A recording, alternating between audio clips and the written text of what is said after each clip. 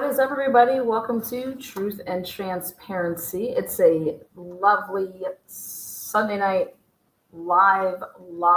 Kathy MaButt on the ticket today. June 22nd, 2023 on the ticket today. And Idaho State Police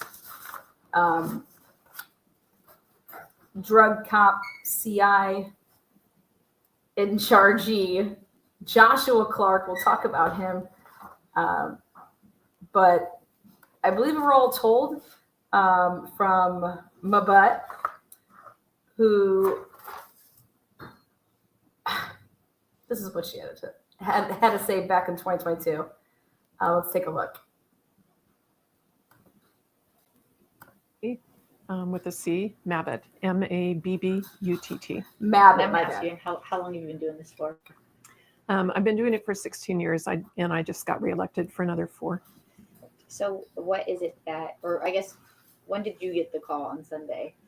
I got the call just a few minutes after noon that there were 4 homicides, but I didn't go to the scene because of law enforcement doing their investigation first. So I didn't actually go to the scene until about 5 or 5:30.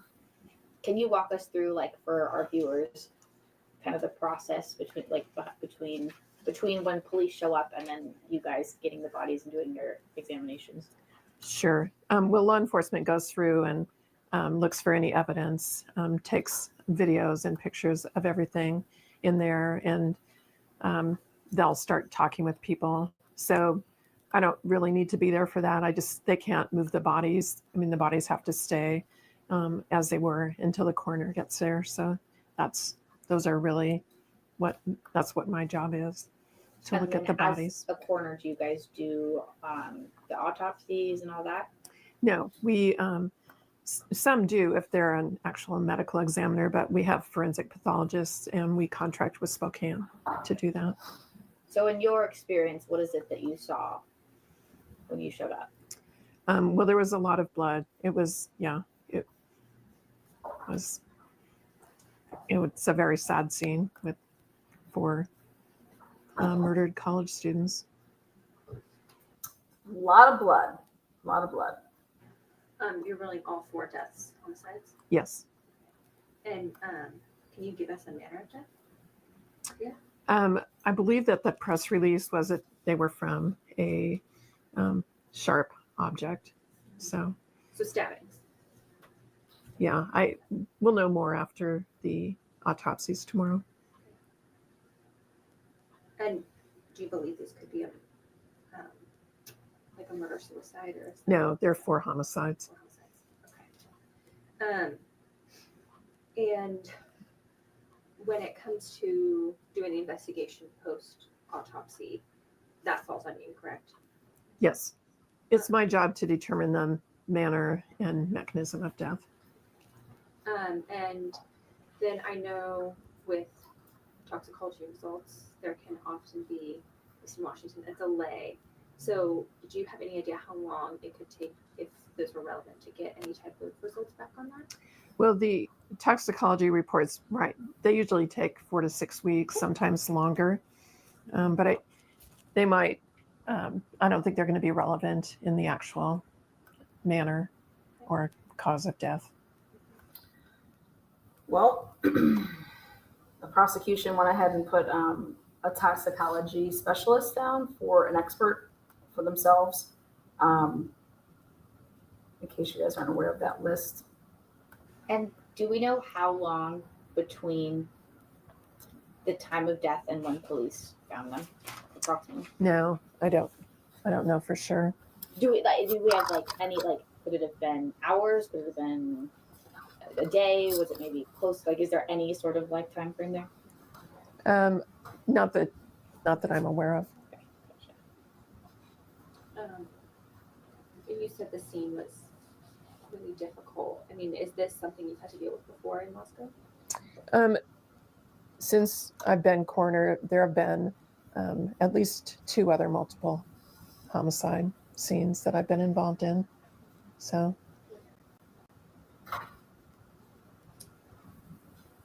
Would you say this is probably the most gruesome?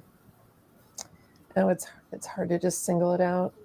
It's the only one I've been to where there have been 4 people at one scene. There have been the other ones have had multiple scenes. And was anybody else injured, like any non-deceased people? Not that I'm aware of, but I wouldn't necessarily be notified either. Okay. I didn't know if that was like because the injuries could be similar and it mattered to you. Oh, right. Were the deceased all in close proximity to each other, or were they in different rooms? I don't know that I can discuss that. That's my next question too. So I think yeah. Will we be able to get a copy of your report once it's concluded? I'm sure it'll be. Oh, sure. Yeah. Yes. Okay. Just call. Yes. Thank you. Do you know what the time frame for that would be? It just depends on how relevant the toxicology report is, but Oh, okay. So- Okay. So it was like the 4 to 6 weeks. it could Okay. be. Yeah. Thank you. Alrighty. That came out, as you guys heard, it was the day before the autopsies were done on the 11/17/2022. This came out on 11/16. People ran over and rushed over after the first presser on 11/16. Now, remember, guys, back on June 17th, June 16th, 2023, the state had to file for a protective order, and they wanted it for the IGG, everything to do with it, a protective order. And so they filed their protective order, and then Jay Logsdon, to this day, this 8-page filing is still the best filing to date. And it was the objection to the state's motion for a protective order. Because we want to make sure this is perfectly clear that on June 22nd, 2023 at 4:36 p.m., there is no question. And when you go back and look at this, and I will throw up Hector so you guys can take a good look yourself, but Jay Logsdon made it perfectly clear that the sheath was placed button side down and partially under Miss Mogan and the comforter. On November 20th, 2022, the Idaho State Police Lab in Meridian, Idaho, located DNA on the button of the sheath and performed STR analysis that led nowhere when run through CODIS. Now, December 17th, 2022, the lab analysts were aware of 2 additional males' DNA within the house. We have heard about the blood on the banister, okay? We've heard about outside the glove from November 20th.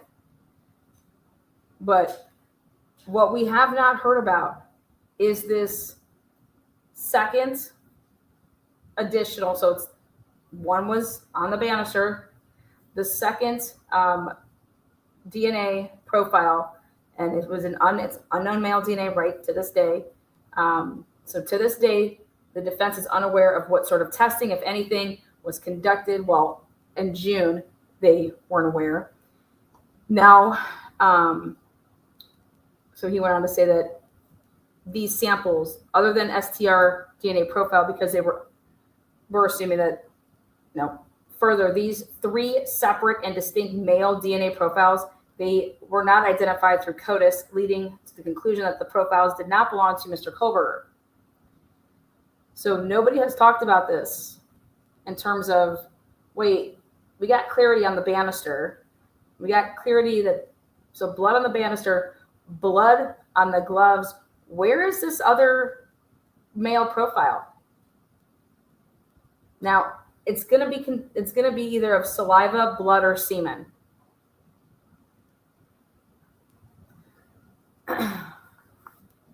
Jay went on to say that while this was ongoing, police were investigating many various possible suspects. Many of them provided DNA. At least one had his DNA surreptitiously taken from a discarded cigarette. Many also had their phones taken and downloaded. Remember, 67 different devices.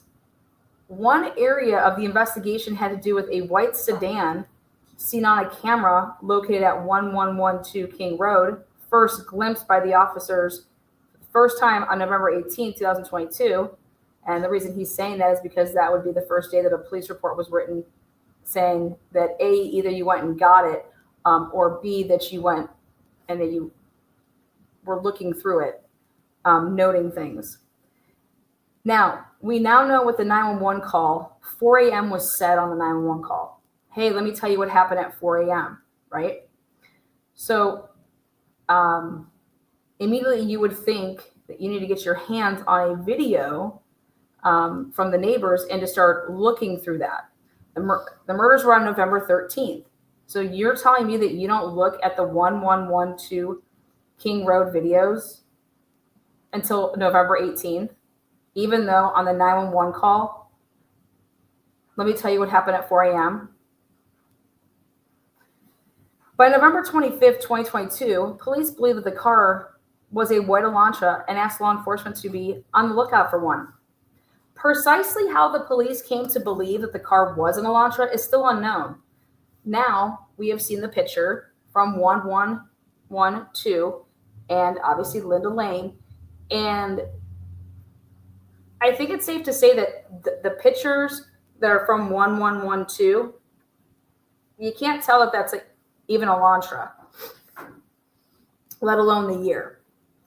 A report from an analysis for the FBI dated March 21st, 2023 shows that the analyst heavily relied on a video of a car heading in the wrong direction and at the wrong time of Ridge Road. Remember, this piece of paper that I'm reading from, this came out in June of 2023.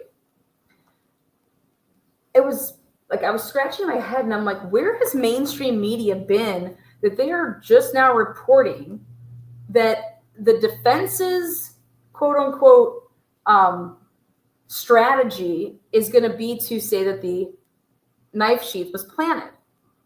Let me remind you of this one sentence again.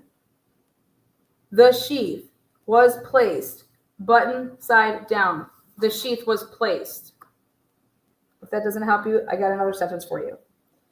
Again, that report, though, dated March 21st, 2023, shows that they are heavily relying on a video of a car heading in the wrong direction and at the wrong time on Ridge Road.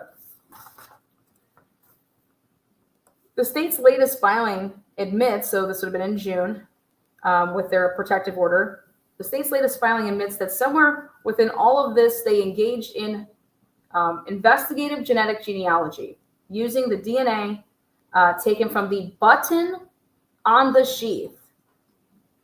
The button on the sheath. And now claims that it was due to the use of this technique that it tipped law enforcement to investigate Mr. Kohberger. It remains unclear what the police first relied on in focusing their investigation on Mr. Kohberger. No matter what came first, the car or the genetic genealogy, the investigation has provided precious little. Precious little.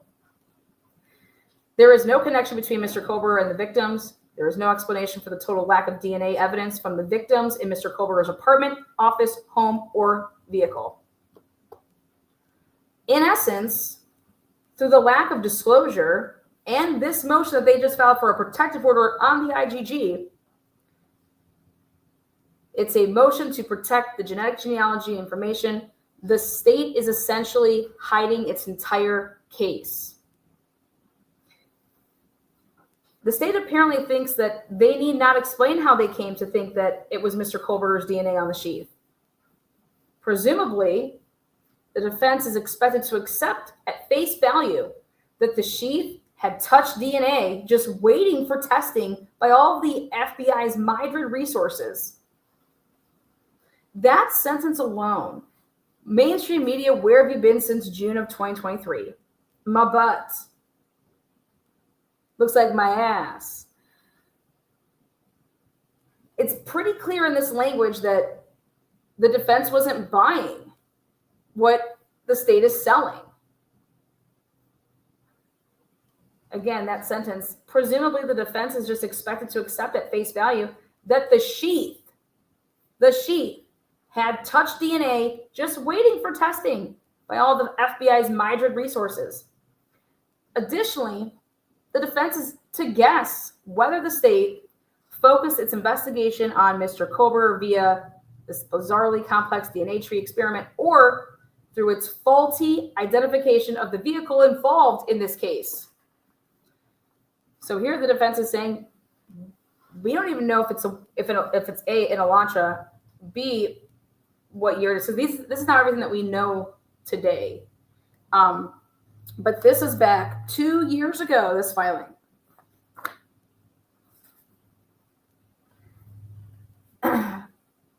Perhaps, unsurprisingly, Mr. Kober does not accept that his defense does not need this information.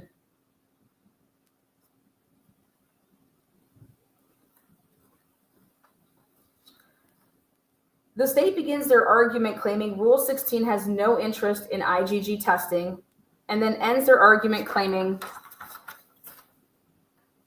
that somehow people will stop sharing their genetics if they were to realize the government is watching. Remember that? To begin with, the state apparently only wants to prevent Mr. Kober from seeing how the IgG profile was created. Remember, they didn't want to give the raw data over the chain of custody. So to begin with, the state apparently only wants to prevent Mr. Kober from seeing how the IgG profile was created and how many other people the FBI chose to ignore during their investigation. In essence, the state argues that if the later STR testing is accurate, then there is no reason to concern ourselves with how the state came to investigate Mr. Kober. State's brief at 9. What the state's argument asks this court and Mr. Kober to assume is that the DNA on the sheath was placed there by Mr. Kober. Again, where has mainstream media been for 2 years? Where have anybody that's covering this case been for 2 years? This is not new, ladies and gentlemen, that this sheath was said by the defense that we have so many hella questions about this sheath, about the DNA that's on it, where it came from. This is 2 years old, 2 years old, and now you're seeing mainstream media have headlines that says, I think the defense's defense is that the sheath was planted because it was put in a filing by the state. They're taking the state's language of versus. Wait, I think the defense has been saying this for a very long time. So I just thought maybe I'd help you guys out. So I'm taking you guys back 2 years. 2 years ago. So mainstream media, you guys are 2 years behind. But why? Why are you 2 years behind? Out of choice, they're 2 years behind. They've chose to hide this. They've chose not to cover this. They know that this is out there. They chose not to talk about it.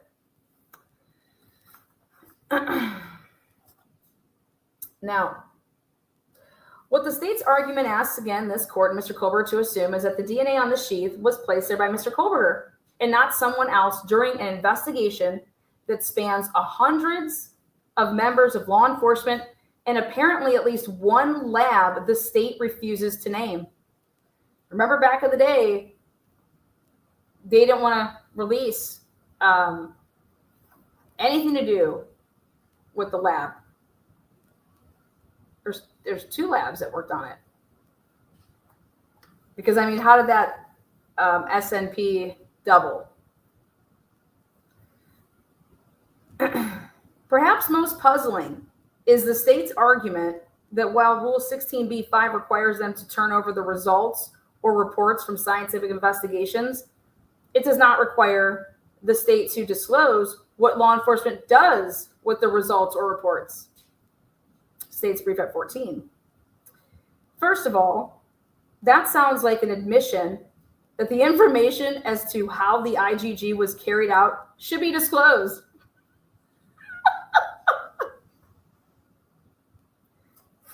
Second, what law enforcement does with results or reports is covered by Rule 16b-6, statements of prosecution witnesses, and 8 police reports. Frankly, the fact that members of the FBI are so concerned about permitting Mr. Kober to know what they were up to with what was supposedly his DNA does not give one the impression that there is, quote unquote, nothing to see here, as the state seems to imply. Now remember, you guys, this was wrote 2 years ago. Right after, 1 week after, the state says, we are for the first time saying that we used IGG and we need all of this stuff to be protected. Like, not even the defense is going to see this shit. Okay. Finally, the state claims that ICR 16G2 applies to this matter is quite bizarre. Presumably, the independent company the government relied on was paid for its work and would stand by it in a court. God, I mean, is that so hard to, like, presuming that they were paid for their work and that therefore then they would stand by their work and talk about it in an open court? The state provides no real argument as to why the company needs to be protected, aka the lab. Mr. Kober is left to suspect that they wish to keep their methods from being questioned. Remember, standard operating procedure. It's exactly what they were doing, and they still tried to do it because they buried the SOPs and they inadvertently didn't upload them and attach them properly, not once, twice, 3 times. To the extent that there is some concern about intellectual property, that can be addressed via a protective order after the fact. Second, the state appears to argue that every living on Earth that provides genetic information is A, unaware that their DNA could be used by a government somewhere for something, B, is an informant. Do you guys remember when they tried to invoke protection because they were going to label anybody that was involved with this family tree as a DNA informant?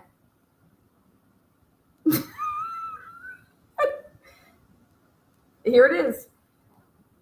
An informant. B. An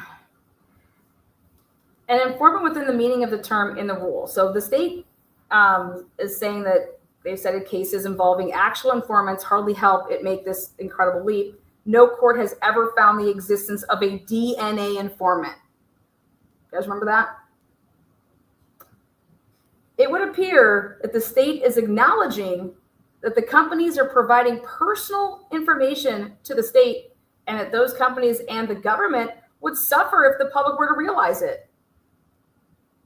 The only 2 databases that allow access are ones that already inform their users, and those users can opt in to allow law enforcement searches. The statement by the government implies that the databases searched may be ones that law enforcement is specifically barred from, which explains why they do not want to disclose their methods. Would the defense have been right back then? Check, check. June 2023. If the fact that the government is looking at the genetic information that people are sharing was at all an issue, then the state's very public acknowledgement of such investigations was clearly a big mistake. Basically, what Jay was saying there is that it's not a problem that you're using IGG. Okay, it's not a problem. Like, you're allowed to. So then what is the problem? In any case, it is hard to understand why Mr. Kober should be the one to suffer because these companies and our government chose to either mislead or not educate the public. you know, if they were gonna just take their DNA profiles and do whatever. So there is no federal law about the sharing of genetic information, but multiple states have begun regulating police use. And they said a couple. Mr. Kober has reasons to be extremely suspicious of the IgG used in this case. Rather than seeing it as some sort of complex tree building that led to him, it appears far more like a lineup where the government was already aware of who they wanted to target. Rather than have the investigation done by someone blind to that fact, the FBI chose to do it themselves. This is akin to the police pulling in Mr. Kober and 5 of his cousins off the street and then pointing at him. The only authority the state has in its favor that is on point is a trial court order from a California case that settled before it could lead anywhere. That decision relied on People versus Johnson. And there, I just want to tell Mr. Nye that is what Bicca Barlow was talking about when she talks about the People versus Johnson.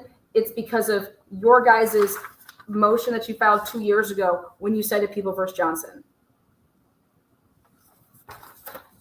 Just to help y'all out there. Maybe Mr. Nye does not remember his writings from 2 years ago. Well, I'm here to remind you. The court in Johnson was not deciding whether a defendant had a right to know how he was identified, only that his identification could come in a trial without a mini trial about it. In conclusion, Mr. Kober finds himself in a very similar position, because then they talk about this Ortega case. You guys can go take a look at it. But a massive investigation in the Idaho4 case came to focus on him and him alone. The state appears to be trying to hide the original domino. Ready? The state appears to be trying to hide its original domino, such that he cannot discover why. Mr. Kober has a right to discover and question the investigation that led to him. This court should find so as well. The original domino. So we go back and we just simply say, wow. So in June of 2023, so here we are, full circle now, we're 2 years later. And at the suppression hearing, Hitler put the brakes on Ann Taylor and was like, I don't want you to talk about where the blood and the DNA of these other unknowns are. Like, don't talk about it publicly.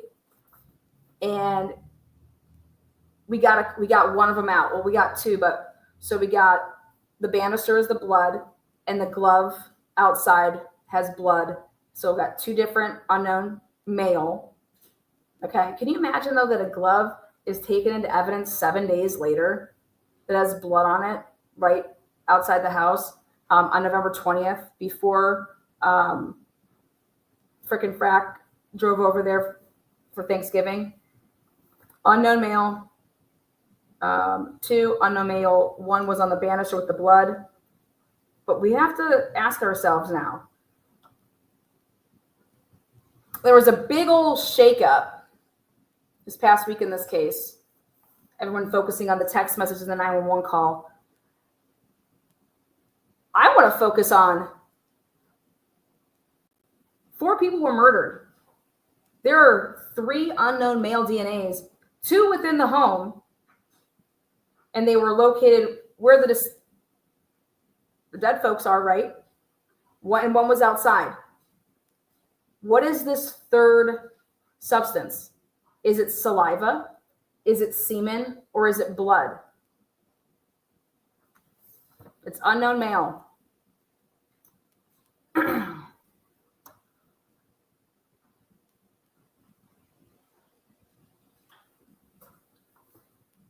Next is, that does not include the mixture sample of 3 unknowns under the fingernails of Madison Mogan. And you can exclude Brian Kober out of that because they did the testing, the defense did the testing, and he is not part of any of those 3 samples. So you're going to sit here and tell me we have a case, 4 students stabbed, murdered, and we have 3 unknown male profiles. Blood is the makeup of 2 of them. 1 we still don't know, and I'm leaning towards semen.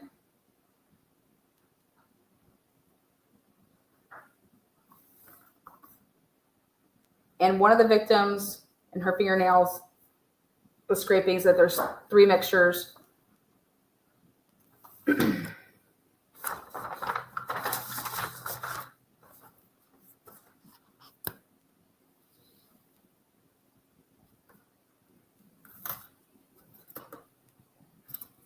So mainstream media and everybody else out there, 2 years ago, the defense told you all what they were going to do. They didn't believe in the sheath and anything that it had to produce because you guys want to hide chain of custody. We don't even know what you've done. Yeah, we're going to go ahead and question everything about that because, once again, the biggest part of it is that it didn't lead to anything. Where's the DNA that would have been in Brian Kober's house or apartment, car, office, all that shit, right? So then, last part I want to talk about, and then I'm going to take your guys' questions in chat.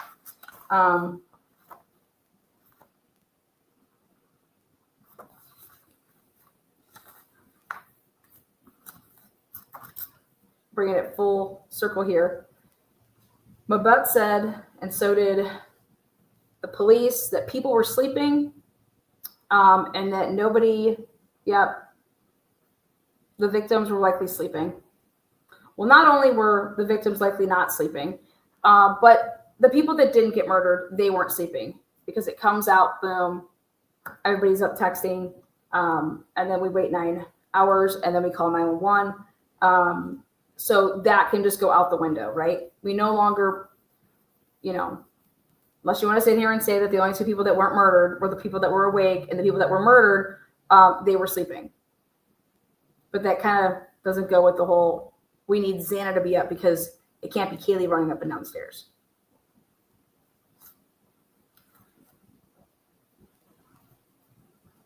So then this one is a special shout out. And I'm going to have all of you guys go and watch Pavarotti, Jay Embry. I'm going to give you guys a big old deep dive and crazy nugget. Go ahead, go ham over it. It's your guys' cup of tea. So if you guys have seen the thumbnail of this video,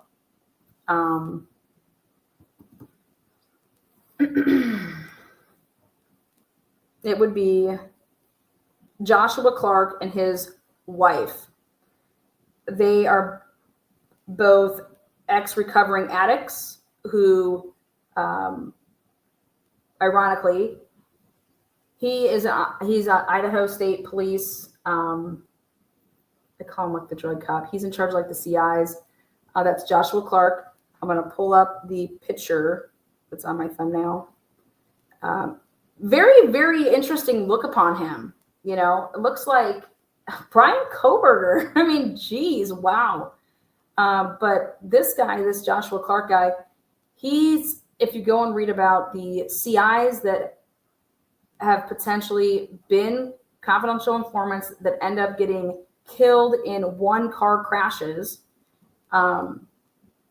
Joshua Clark was the person that these people were texting with before that happened and they just wind up dead in some weird, really obscure ways.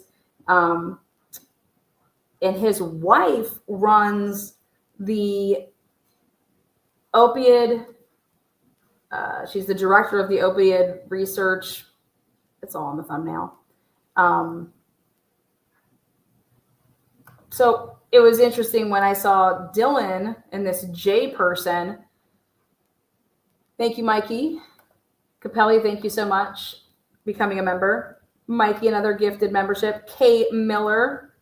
You guys all get little rings here. Dylan making some interesting text messages, texting your dad, texting a J person. That could be Jack D. Come on over. Could be, I don't know. But everybody that wants this drug angle, you guys go down there in that drug angle. Well, somebody that you can have to look at here is Joshua Clark and his wife. And they got some interesting twists with the churches as well. But they get people to snitch on people. Otherwise, you will be arrested for the crime that we pull you over and entice you to,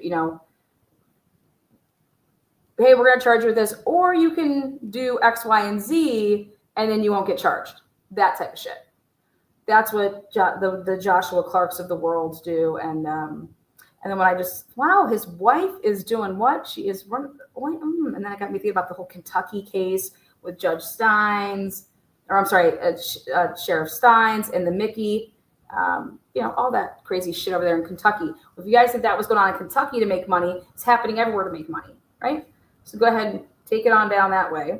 And you want to start with Joshua Clark, Idaho State Police, and look into the confidential informant deaths from the Post Falls, Coeur d'Alene area where Kaylee and Xana lived. And look and see who the last confidential informant that he was killed, and he was texting with Joshua Clark. And he went by, just go ahead and take a look at that. There's a couple of different write-ups about it. But if you look at again, I'll pull it up. The picture on the front of the video is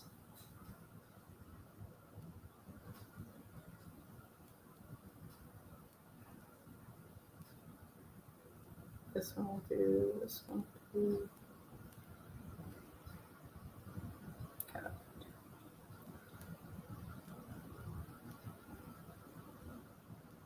I'll just pull them up for you. My butt, baby, my butt. My butt hurts. All right, let's see.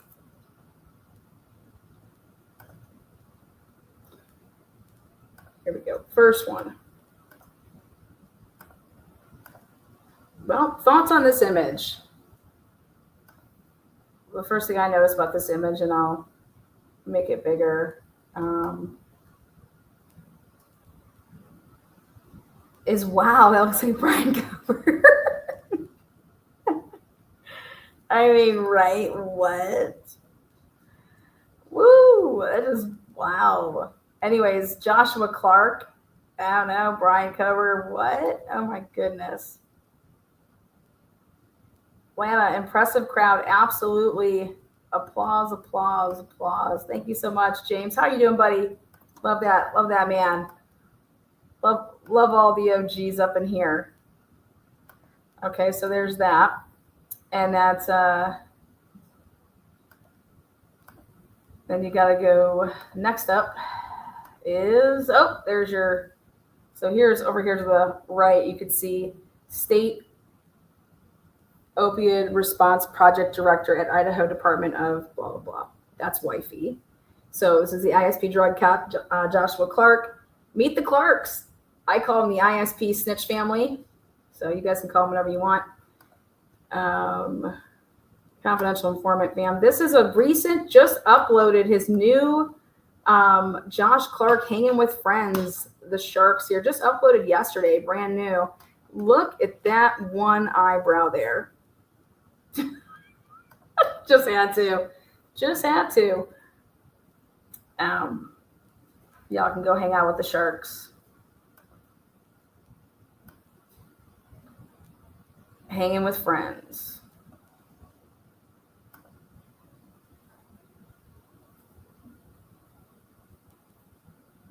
So,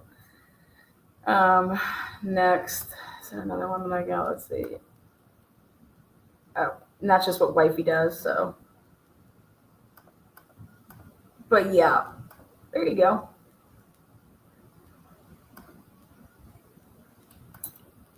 Thoughts, guys? I will now take your questions in chat for the last 20 minutes. I guess he's got friends for sharks. I don't know. So welcome, mainstream media. You guys are 2 years late by choice. By choice. Lana, do you think he could have been one of the people going in the house that night with the cowboys? No, I don't. I could look at the cowboy video again. You guys look at the cowboy video again. No, I think that those are feds.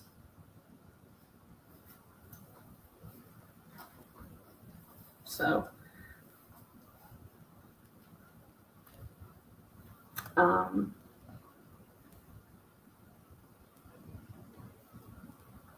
spin image.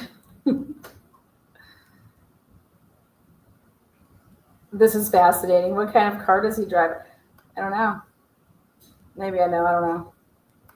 Do you guys know that at one point or another, I'm sure you guys know this, but we'll leave it for another day. There's enough. There's enough here for people to just. Lana, does the owner of the coffee shop that BF worked at have 3 brothers? I know one has passed. No clue. No clue.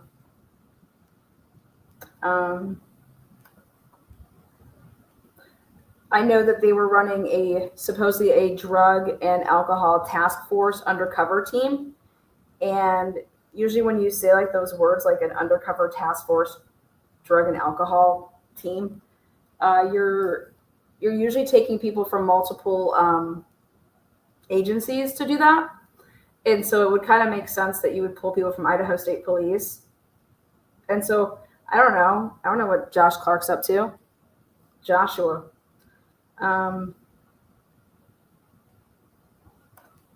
Next question is, Lana, do you know whatever happened to the black jacket that Maddie was wearing at the grub truck? I don't know, probably Dylan texted Eric Growler and said, hey, are you still driving? Because Maddie has your jacket. And they just left it out in the, I don't know, I'm just saying that. Question, was the mixture of blood on the sheath confirmed to be Kaylee and Maddie's or unknown? It's not confirmed to be theirs. They did like a probability of if the blood was, or they didn't do the blood.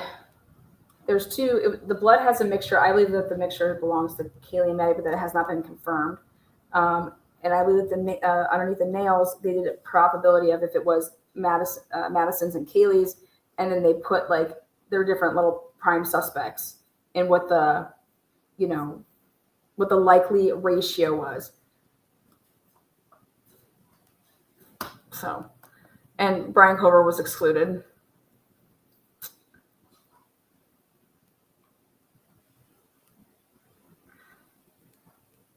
Say it louder in the back for people. Organized crime drug enforcement task force. Well, all I know is that the people that were supposed to be getting underage drinkers and the whole drugs, whatever they were doing, the night of the murders, I'm curious if they were doing that on Friday. I don't know why you would only be out on Saturday and not on Friday.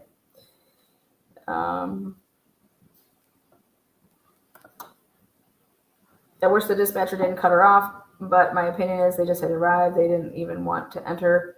You can't tell me they chose to stay. I don't know.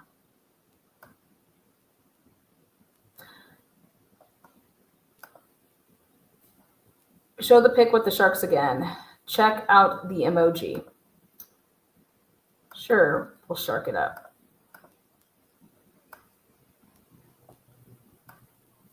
Check out what emoji? This emoji? Hanging with friends, shark.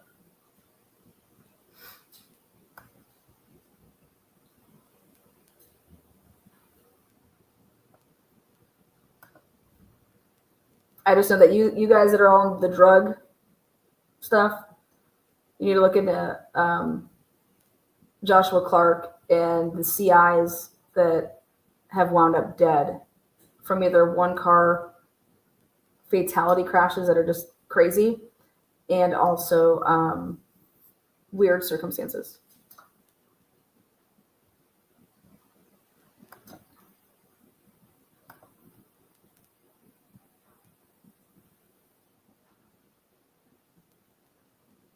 Question, James says, how often have you realized fuckery after you lay down for bed and shoot out of bed and start digging again? Excuse me? Oh, you're talking about me personally? I was like, wait, what? I was like, ah.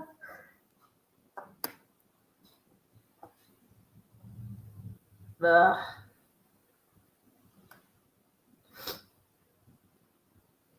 Question, Annie Potts, what's up? If the snap was never swabbed at all for DNA, as alluded to in footnote 3 motion in Lemony number 6, well, yeah, there's definitely going to be a problem here, guys, because they have conflicting reports. That's why Nolan, Rylene Nolan, was confused, and she was corrected. She testified that whatever was swabbed, and then they said, well, did you know that if they didn't swab that because for the fingerprints? Oh, okay, yeah, I misspoke. Okay. So I think there's going to be a lot of bombs coming with this whole sheath and the way that it was handled for picking up the DNA. In Indiana, the way that they do it, I just happened to be at a case there recently, and just actually yesterday went through my notes again about it.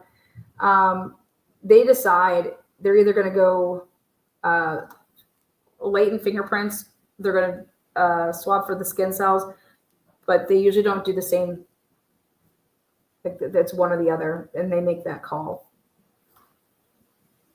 So to find out that a couple different things were done on the sheath, it would be really important to make, you'd want to know the order that it was done.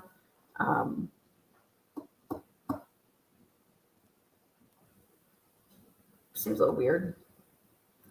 You know, these unknown, I don't know how anybody else how they would cut themselves though, but I would think that blood would be kind of like a really important thing that you'd want to narrow down, if I was the state, whose blood this is, because I think that's, I don't know how that wouldn't be reasonable doubt.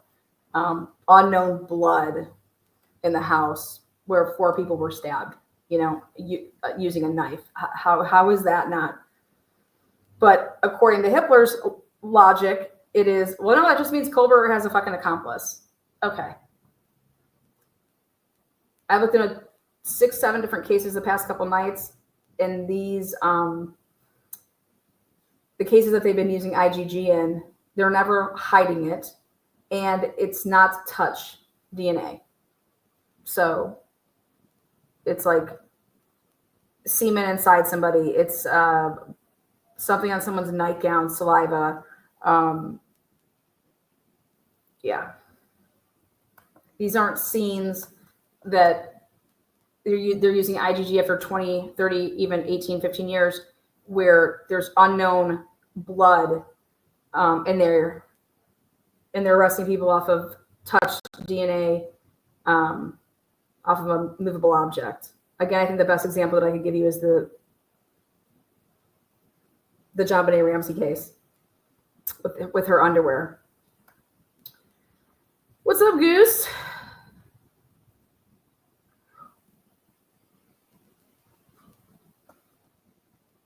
Look up the slang for shark. Well, he's your drug guy, so if it has something to do with that, I wouldn't be surprised.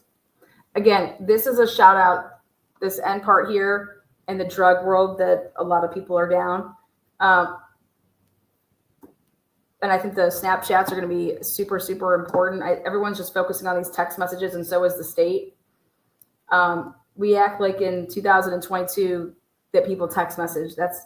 These kids, they communicate in group snaps. They communicate using apps.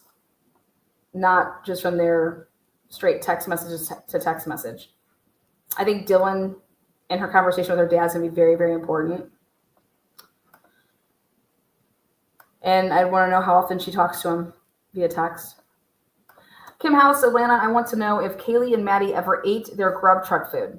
Could that explain if they were attacked when they got home or they got attacked? I think they were eating it probably beginning in the car.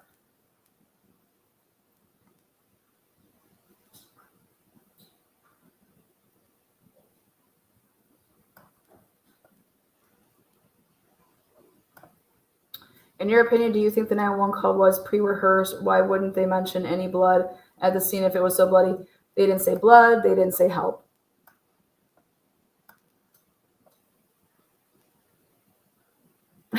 Question, was anyone pregnant? I have no idea. I would think if somebody was pregnant, if it was one of the people that were murdered, that there would be another death that were, that would be on the docket charged. I know people are talking about Bethany was pregnant with Jack D's baby because somebody pulled the tarot card. I'm sorry. I'm sorry. I can't fuck with that. Pool shark, loan shark, BS, bull shark.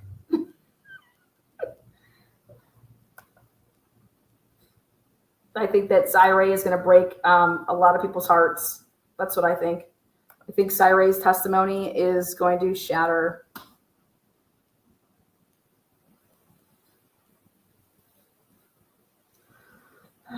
My kids will text me from their bedrooms. Hey, Mom, can you grab me a pop when you go in the kitchen? I heard you, Mom. Can you just get me a pop, please? That's how I... Yeah, exactly. Yeah. I kind of struggle with if I would woke up and thought it was all a dream, then I would have had no problem going into Kaylee or Maddie or Xana's room after waking up, like in, I don't know, Bethany's bed. I just think I would be saying things like, oh, it was just a dream. And then I would get up, go take my happy ass upstairs, right? Not thinking like, but I don't think I would be texting somebody and saying, please answer. Then are you up and are you, if I truly thought it was like a dream or something like that, I would just, unless Bethany's grabbing me saying, no, you're sleeping in here because of what happened last night. Oh, what happened last night? Bethany was put on, Bethany has exculpatory evidence. So if Bethany says Dylan never came downstairs to sleep in my bedroom, I don't know. Where the fuck was Dylan then? You know what I mean?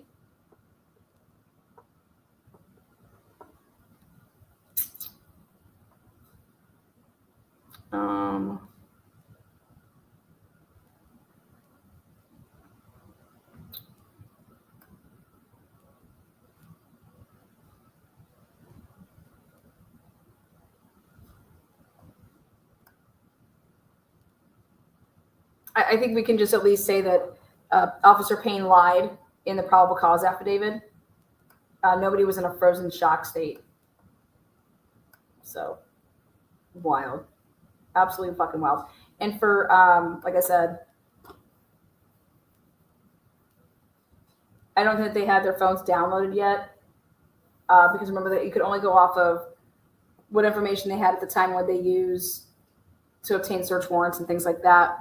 So they couldn't bring up like the whole text messages and how everything went down. I think in every case that you watch on Dateline, every case that you hear a husband or a spouse murders the husband or spouse or wife or, lover, whatever. I think I've seen, I couldn't tell you how many cases where the person goes to text message and repeatedly text messages the person thinking that it's creating, not even in sense like an alibi, but like that I didn't know that they were dead type of thing. So you see that in a lot of cases. So why to not think that could be a possibility in this case, then I guess you just don't watch true crime. Like it's not like it's unheard of. It's actually very, very prominent. So for anybody that would say that, how could you say that? It's like, how can I say what? That people would text message people that to cover up that they knew that somebody was dead. Wow. How could you say that they don't? No. Where were their cars? Well, it's still a toss-up if Dylan had a car. I'm looking to see if she had a Pathfinder. And then Bethany's car, I don't know if she got into a car accident, but I know that she had a car in October when she got pulled over for tailgating, for going too close. Same thing that Brian Culver got pulled over for. I guess it's a big thing down in Idaho. In Washington, people get pulled over for tailgating. What's up, Mandy, though, by the way? Why did that click on there? Look up that behavior. Someone in that home calling for others to come discover a body. There's literally studies on it. Fuck, absolutely. Absolutely. And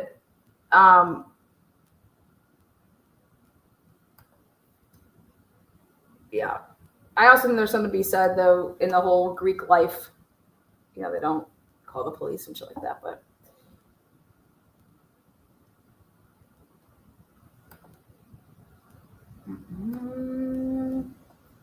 better yet, how can you ignore it? There was obvious chaos for Bethany to comment from downstairs. Yeah, but then she says, come downstairs, that you won't be alone. And it's like, why is Bethany not alone? You know, it wasn't like, come downstairs so we're not alone. I thought that was interesting.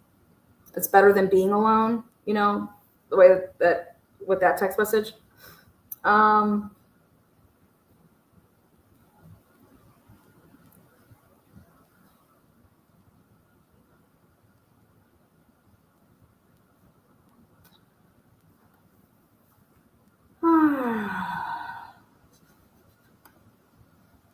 Yes, the smell would be overwhelming. It would be. You know, it's interesting because the body cams of the police, because Ann Taylor put a motion limine that there was officers that were like puking and throwing up, and to like keep that out, you know, inflammatory type stuff. And so when you actually go back and you think about that, how could these officers be throwing up and if these the roommates, if they, you know, who even knows if they went upstairs? I don't know. We don't know. We're gonna have to wait and hear their testimony. I just know that it caused people to barf, and it's on their body cam, barfing. So I would be curious to know if Dylan has ever thought someone was in the house before or something similar. Oh yeah, I definitely think that she's thought that.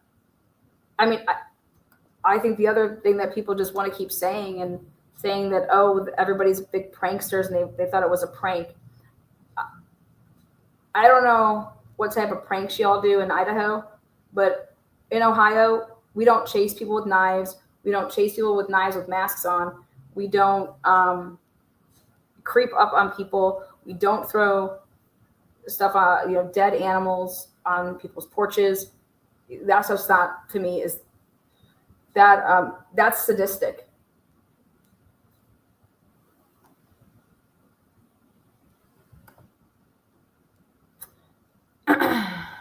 What's up, Andrew? How are you?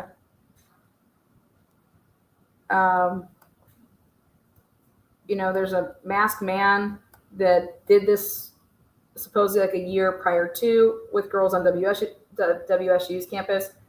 Then they want to talk about saying that weird things were happening with someone's panties in the. I'm sorry, but that to me seems like that would be like a joke, but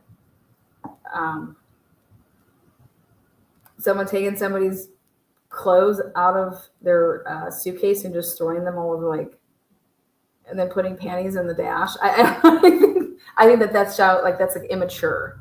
It's very immature. But I also know that it's not Brian Kober, so would you use that and say, okay, yeah, we have a bunch of deviants running around Idaho? I don't know.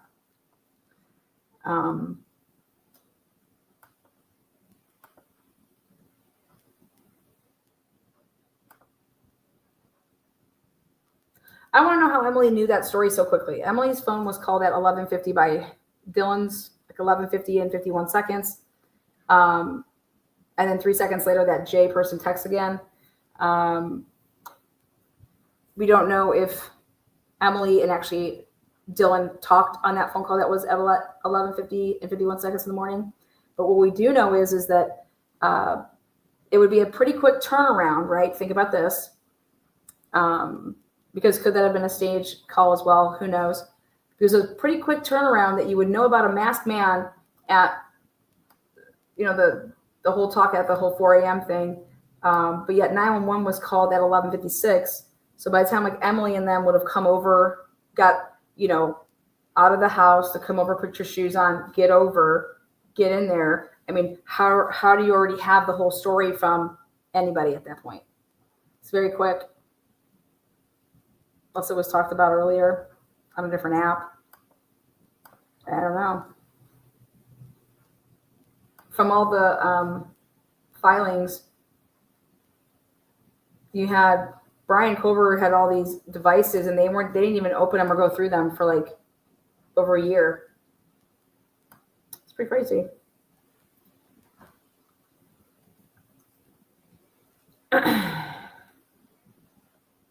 Yeah, I can't. I said this all the time. What are you freaked out if you didn't see anything? If you don't know, what is there to be freaked out? Like, you'd have to see something to freak you out.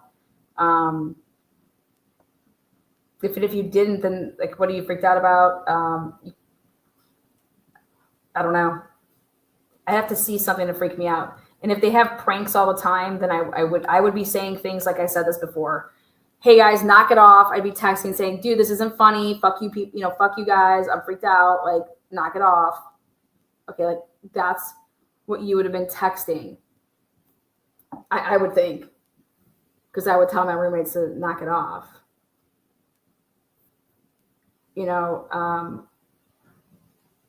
Steve Goncalves using the term, the kid thought that they were rolling. I've never heard that term, and he's using it to like say like, that they were setting him up for like this prank or whatever. I've never heard the term rolling though with that, so I thought that was interesting.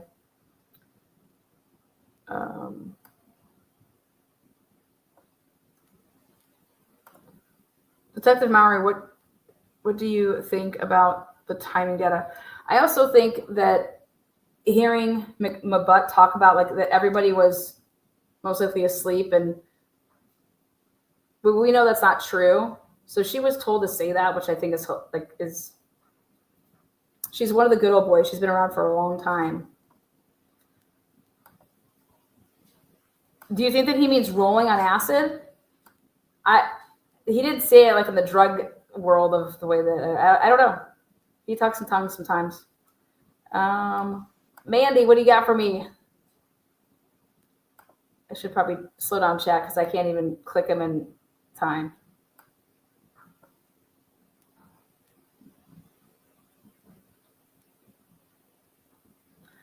It's a really good question. What happened to Murphy? Murphy doesn't have any blood on the paws, nothing. I mean, I think about the Nicole Brown Simpson case, and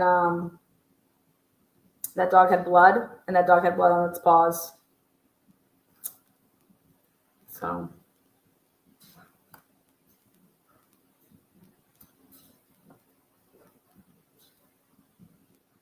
Lana, and talking about drug slangs kills me every time, right?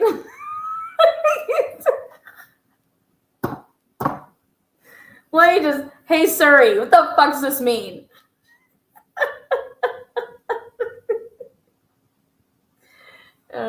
So, yeah. All the Pavarotti crew, go to town.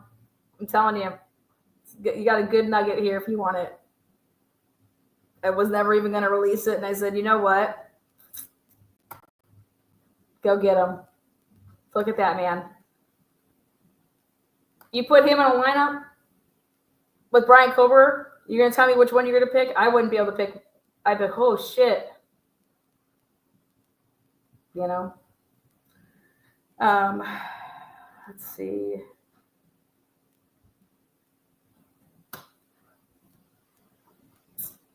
A huff of cocaine? No, I would never say huff cocaine. Come on now. Give me more credit than that. I'm not a drug user.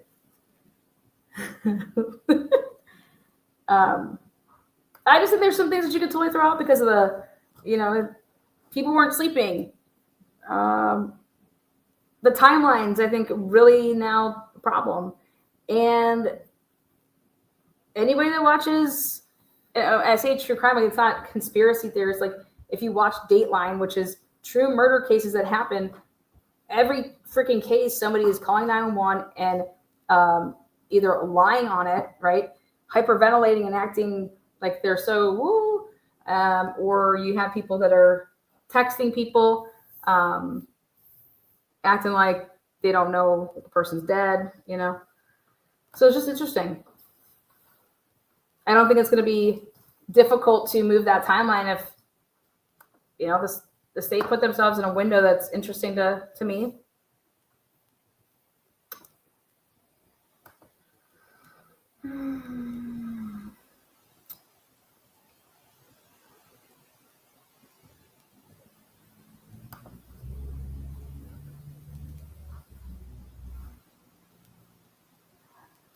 Yeah, let me slow this down. I can't even.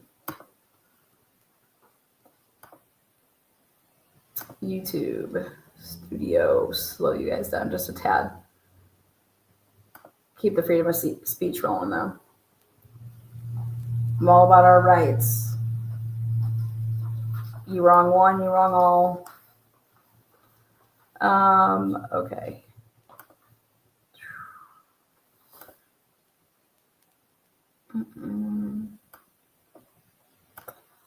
Yeah, I'll just slow down just a tad.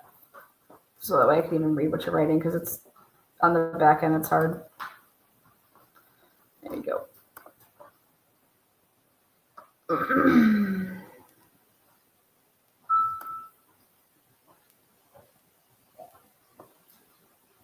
Leanna could JB John, Jack, Showalter. I mean, Jay could be anything. The more I think about it, I don't think that bro is. I think there was Snapchatting going on, and then somebody decided to write a text versus being in the Snapchat. And so I think that could be a possibility with whoever the J person is. That's a possibility. I think it's interesting that the Snapchats aren't being offered in any type of way because they were snapping. They were in group snaps.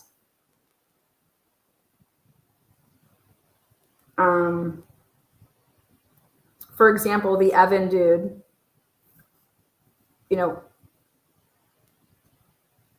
where they want to have this timeline of what Dylan did in the morning.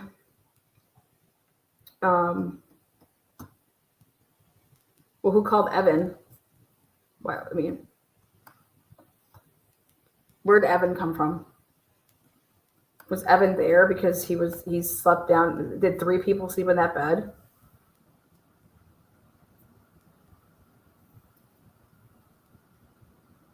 Who did Bethany start dating? Is she with an Evan?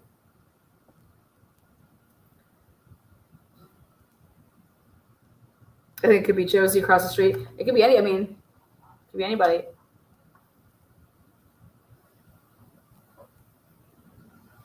Can you please move your screen forward and get rid of BK lookalike? We can't see you. Right here. You can see me. There's nobody else. It's a microphone.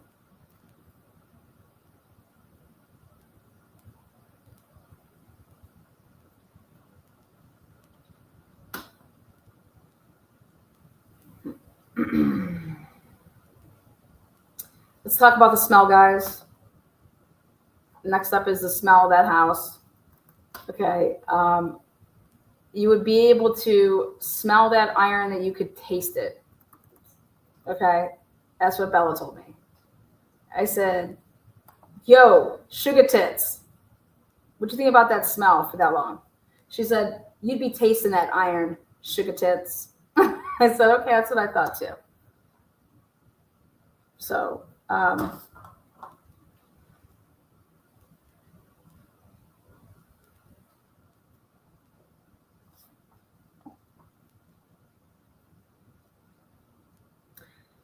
you know,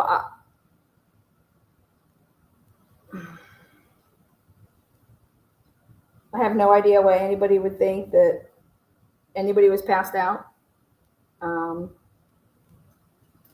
From what Steve said, is that Xana was in a war down there. Remember?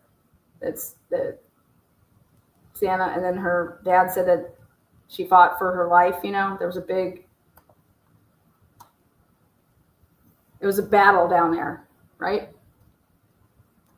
So I can't imagine Xana not being all bloody and blood all around her, and that I would ever think that somebody passed out. And I have no idea why I'd be mentioning the fact that Xana was drunk.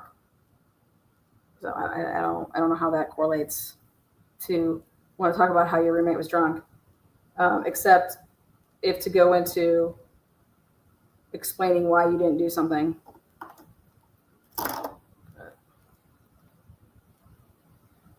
So I think the smell would be maybe a long time. I mean,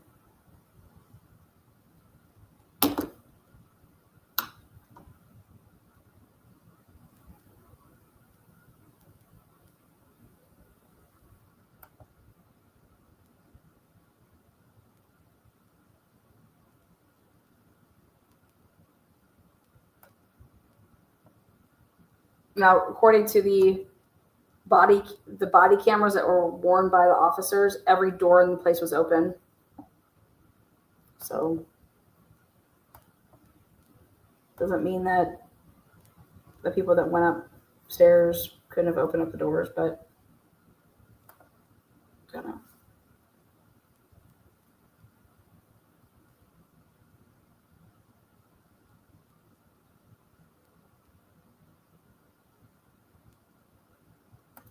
Here, I'm gonna play you guys the clip again. I'm telling you, Steve's saying something weird about that they're playing a joke, so that when they play these pranks, they all act like they're on fucking drugs. It doesn't make any sense to me. So you guys can hear in context when he says this to Ashley Banfield. You know, I just thought it was interesting. Rolling. I'm like, what? This doesn't sound. It's not about.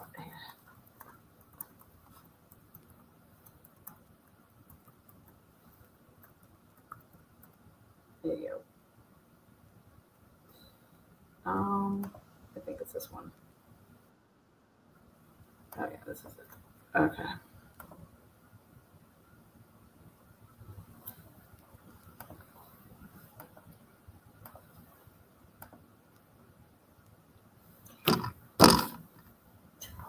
Oh yeah, what time is it? Oh, it's over. It's closed. No, it's not. It's 11. It's 11. Isn't it 11? Good.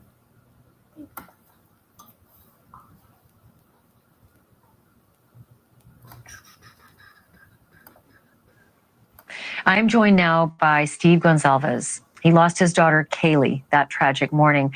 Steve, I know that mercifully that the authorities gave you that tape before the rest of us. You've had some time. But beyond that, I don't know how, after 2.5 years of gag order, this landed with you. I don't know if this was more painful, more elucidating, a bitter pill. Tell me how you're coping with this at this point. I'm a father, so it's not, my emotions are really my children and my wife. So I would say that they feel like they're slowly drowning, and I'm the guy that's trying to help them stay from drowning. And these slow leaks, this torturous process that we're going through, they've done a better job. They've responded to our feedback. We have said, hey, the 911 call is not something that we want to turn on TV and actually see. So they have responded. They have done a better job of, this is a community that doesn't know what murder is. They don't have any clue how to handle, public relations. It just doesn't really exist. So we're getting through it together, and it's hard to say it's getting better, but they are communicating, and we're trying to protect our children and protect all the families and protect the survivors to make sure that we don't have these trolls that are attacking them for no reason. Did you get any clarity? Did you learn anything or any epiphanies when you listened to the call? Yes. I mean, I always wanted it to make more sense. Like any murder, your brain wants to gravitate towards make this make sense. But the truth is, murder never makes sense. This is a psychopathic person who does something that breaks the norm of all of our consciousness. All of our minds are just struggling with the fact that this has happened. So we can logically try to make it make sense, but it's not really going to make sense. It's not Hollywood where they try to make it all fit together. In real life, you're just sitting there dumbfounded, like, why can somebody be killed in their bedroom? How does that make sense? You mentioned in a statement today that you think Hunter Johnson protected those girls. I mean, listen, I don't know what happened, but I'm trying to piece this together like a puzzle, and it sure feels like he knew something and he protected Bethany from knowing. Do you think that he went up to the third floor and may have seen what happened to Kaylee and Maddie and therefore said, get out, get out, get out, but did not tell Bethany and did not tell Dylan? I talked to Hunter directly, and it sucks. He had a broken soul. This is a man who's seen his best friend dead, dying, like gone. So we exchanged a moment, and I talked to him, and he was trying to protect everyone in that house to not go through what was overwhelming him at the moment. So I don't know about the details of upstairs, downstairs, door open, door not, but in the bigger picture, does it really matter? He was literally just responding to what. So Steve is basically saying there that nobody did go upstairs, that Hunter's the only one that saw anything. He probably thought was a prank, thinking his friend, his best buddy, had these girls rolling. And see right there? Okay, so this is what I want you guys to tell me what he means by this. Thinking his friend, his best buddy, had these girls rolling. And he showed up there, and he seen the opposite of a prank. And I seen it in his eyes. He was broken. He was very broken from what he had seen. Well, did Hunter tell you that he was able to open the door to? So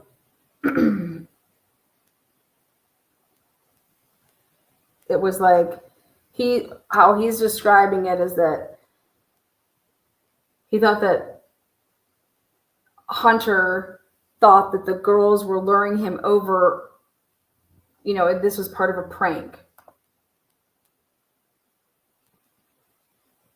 You understand? That's how I took it. I just never heard the term rolling like used like that before. So he is saying rolling as in going, believing the prank. That's, yeah. I've just never, so, but yeah, that's what.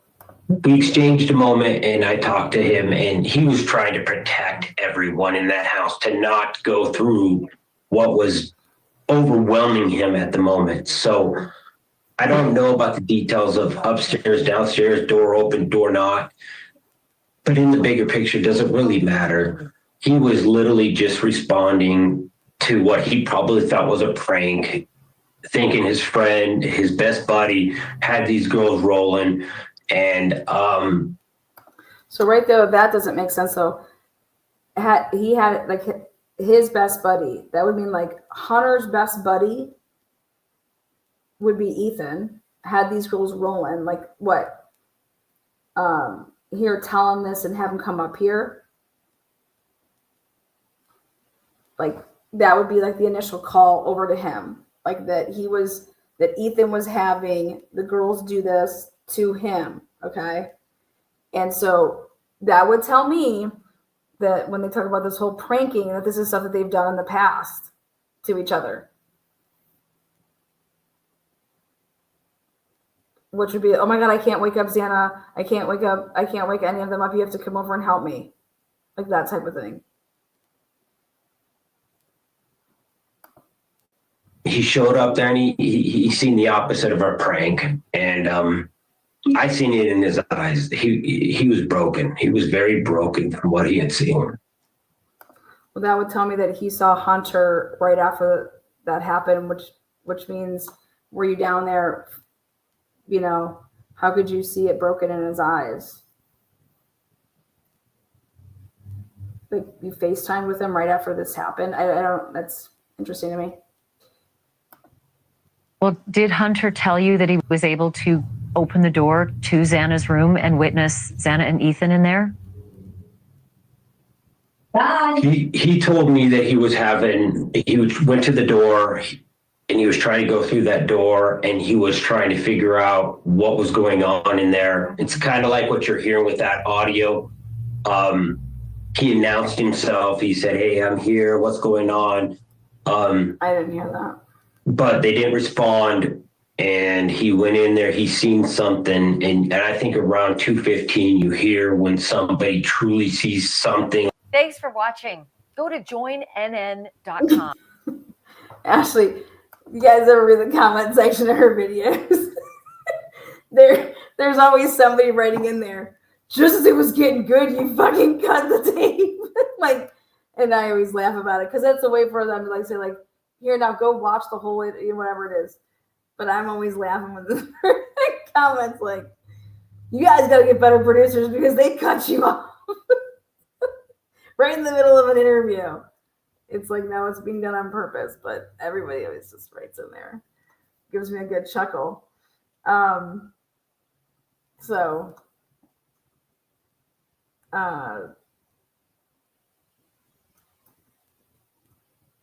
Anyways, no, it's just somebody that's breaking. When you want to talk about someone dissecting a call, he dissected that call. You know, he dissected everything about that call because he was where we were. Okay, remember, what's their alibis? Why can't they give us their alibis? I don't understand why you're not giving people an alibi, or why you're not giving us their alibis. They said that she has a strong alibi. Remember all that? So, anyways, closing it out here. I only wanted to go for an hour. My voice, I thought, oof.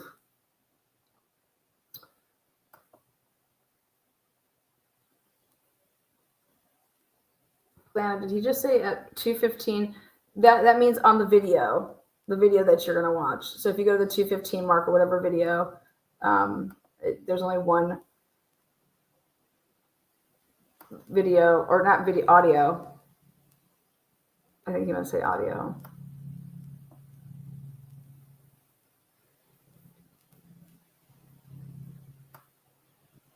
Yeah, I mean, we all know why why law enforcement doesn't give you people's alibis. Look at the Scott Peterson case. That's another reason why you don't.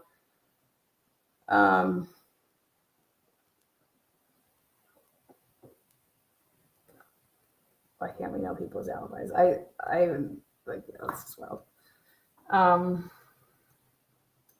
Thank you so much. Appreciate you guys. On the way out, thumbs it up, thumbs it down. You have an opinion, make yourself known. Question, hi, new sub. Any connection between BK, DM, BF, hence the bushy eyebrows description? What? Connection, like, because you're saying that they have There's no connection between Brian and any of their friends, the victims, the surviving roommates, nobody. So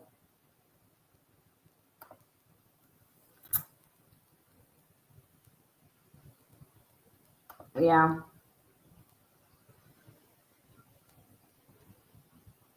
That'll be interesting. Peace out, Girl Scouts. Thank you guys, mods. Thank you so much. Anybody that gifted memberships, you guys rock.